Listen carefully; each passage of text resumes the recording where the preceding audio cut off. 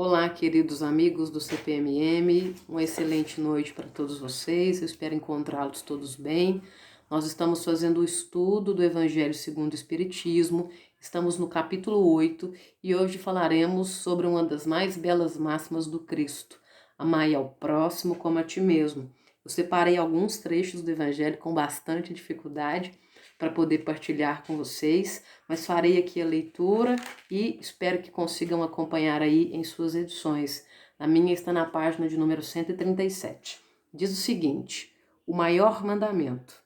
Os fariseus, tendo sabido que ele tinha feito calar a boca aos saduceus, reuniram-se, e um deles, que era doutor da lei, veio lhe fazer esta pergunta para o tentar: Mestre, qual é o maior mandamento da lei? Jesus lhe respondeu: Amareis o Senhor, vosso Deus, de todo o vosso coração, de toda a vossa alma e de todo o vosso espírito. É o maior e o primeiro mandamento. E eis o segundo, que é semelhante àquele: amarás vosso próximo como a vós mesmos. Toda a lei e os profetas estão contidos nesses dois mandamentos. Tratai todos os homens da mesma forma que quereríeis que eles vos tratassem. Desculpe.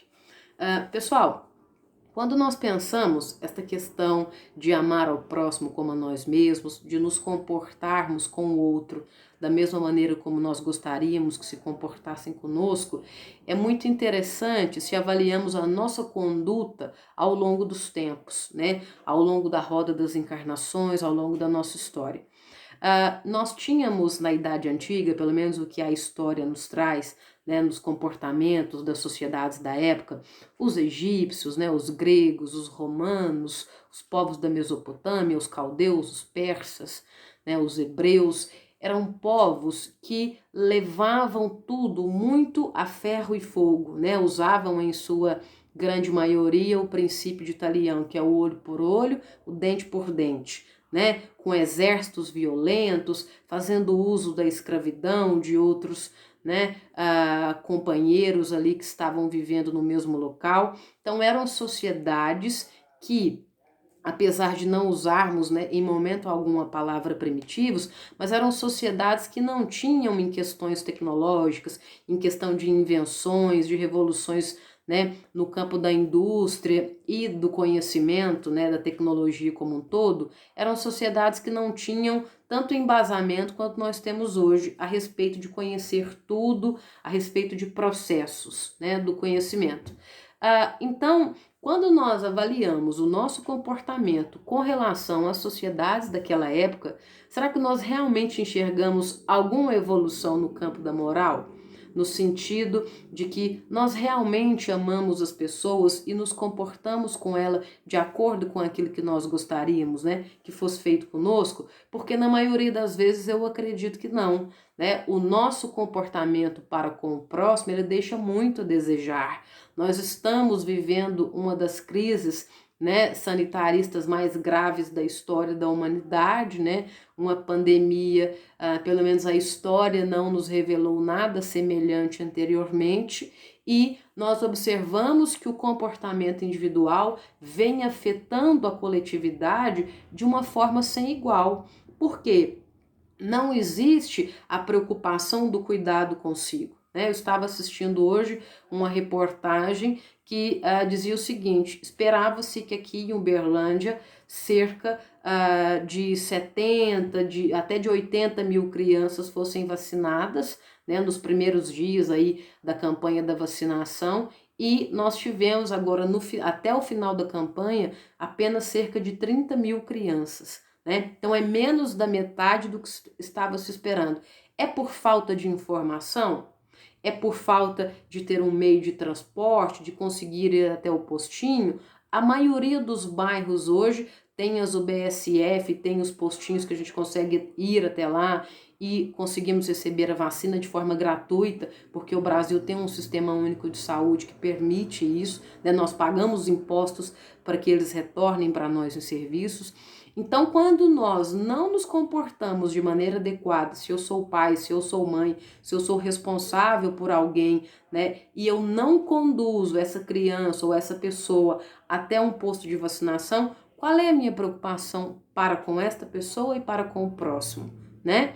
Qual é a minha responsabilidade com relação ao outro quando eu, por exemplo, estaciono o meu carro numa vaga para idoso ou em uma vaga de deficiente físico? Ah, é só um minutinho, eu vou ficar por poucos instantes, né? Será que eu me coloco no lugar daquela pessoa que tem uma dificuldade de locomoção, que aquela vaga realmente precisa ser disponibilizada para ela?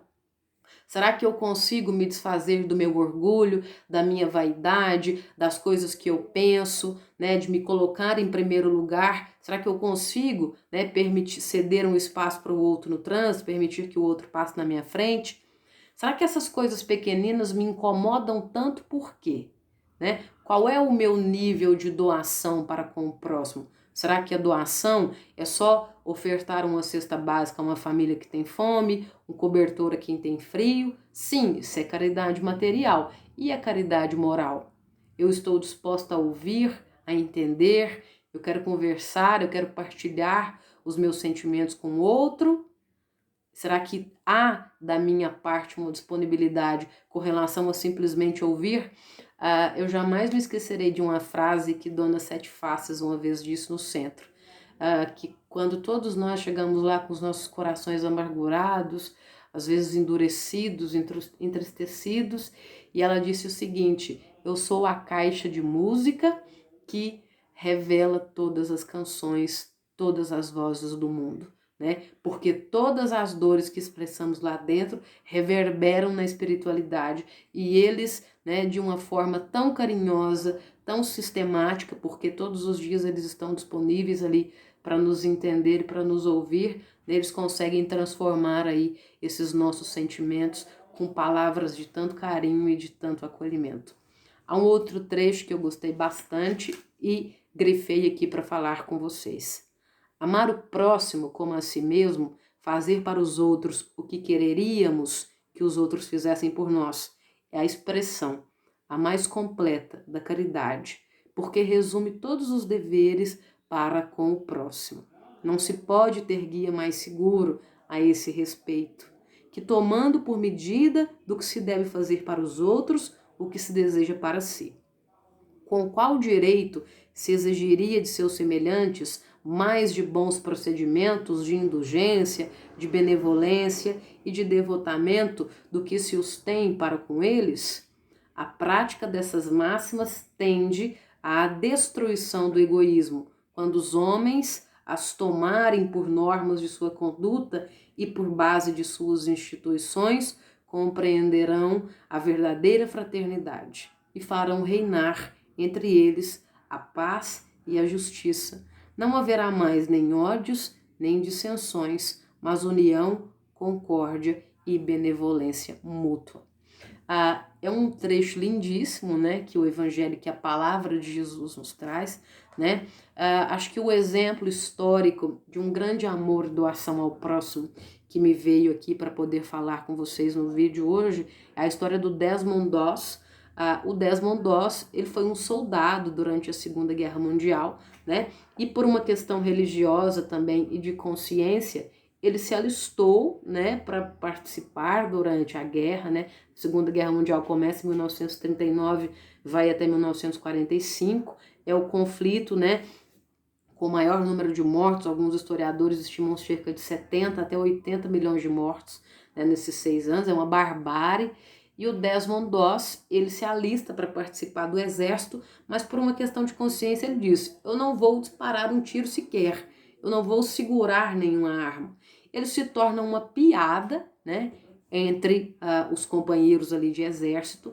E na Batalha de Okinawa, né, que o exército aliado foi fechado, foi encurralado pelo exército nazista, eles ficaram presos durante muito tempo, levando um fogo incessante, né, e tiveram que bater em retirada.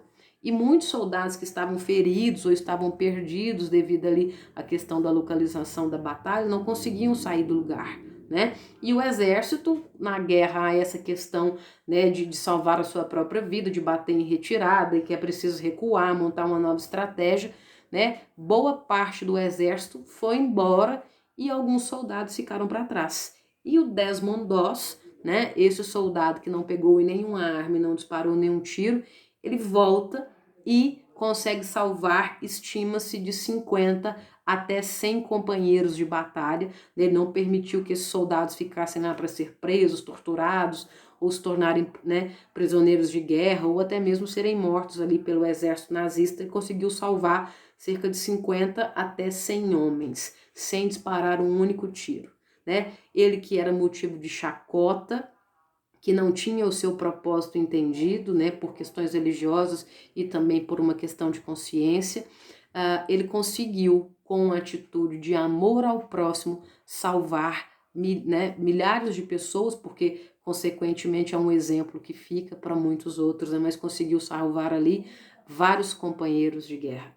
A história do Desmond Doss é um filme que inclusive está disponível na Netflix e se chama Até o Último Homem. Vale muito a pena ver, porque é um exemplo claro, né, de que o Desmond faz pelos outros aquilo que ele gostaria que fosse feito para ele. Ok, pessoal? Espero que todos vocês estejam bem, tenham um excelente final de semana. Um beijo e até o nosso próximo vídeo.